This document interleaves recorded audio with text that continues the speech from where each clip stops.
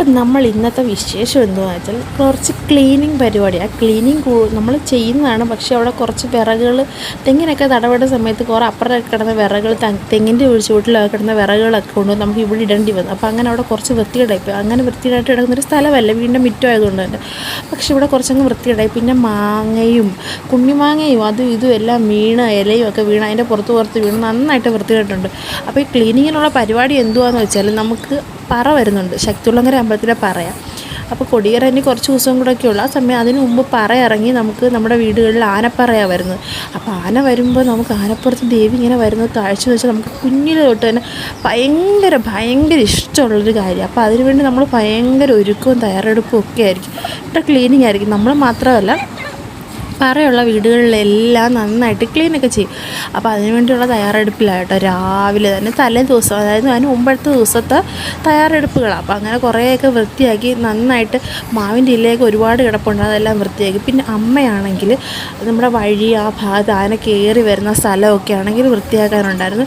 അമ്മയാണെങ്കിൽ അവിടെയൊക്കെ നന്നായിട്ട് വൃത്തിയാക്കുന്നുണ്ട്. കുറേ മഹാഗണിയുടെ ഇലയൊക്കെ കിടപ്പുണ്ടായിരുന്നു. മഹാഗണിയുടെ ഇലയെങ്കിൽ ഭയങ്കര ശല്യം, അതിങ്ങനെ വീണ് മെത്ത പോലെ കിടപ്പുണ്ടായിരുന്നു.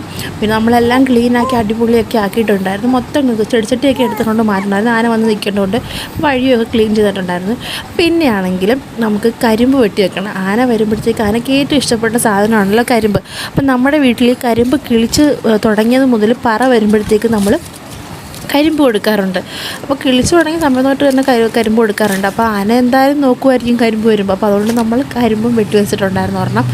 നമ്മളാണെങ്കിൽ തെക്കേക്കരയാട്ടോ, ശക്തികുളങ്ങര അമ്പലത്തിലെ പറയാൻ വരുന്നത്. നമ്മൾ തെക്കേക്കരക്കാര. അപ്പം നമുക്ക് ഭയങ്കര സന്തോഷമാണ്. പിന്നെ കുറേ നേരമൊക്കെ രാവിലെ തന്നെ വെയിറ്റിങ്ങിലായിരുന്നു. വിളക്ക് കത്തിച്ച് വെച്ച് എല്ലായിടവും തൂത്ത് വൃത്തിയാക്കി എല്ലാം ആനപ്പുറ അങ്ങോട്ട് വന്നപ്പോൾ അയ്യോ എന്തൊരു സന്തോഷമായിരുന്നു അറിയോ. ഭയങ്കര പറഞ്ഞു തീരാൻ പറ്റാത്ത സന്തോഷമാണ്. അപ്പോൾ ചിലർക്ക് എനിക്കറിയത്തില്ല, എനിക്ക് മാത്രമാണോ ഇങ്ങനെ, മറ്റുള്ളവർക്ക് കൊണ്ടോ എന്ന് എനിക്കറിയത്തില്ല. നമ്മൾ ആനയുടെ പുറത്തൊക്കെ ദേവി ഇങ്ങനെ എഴുന്നള്ളി വരുമ്പോൾ ഭയങ്കര സന്തോഷമാണ് കേട്ടോ.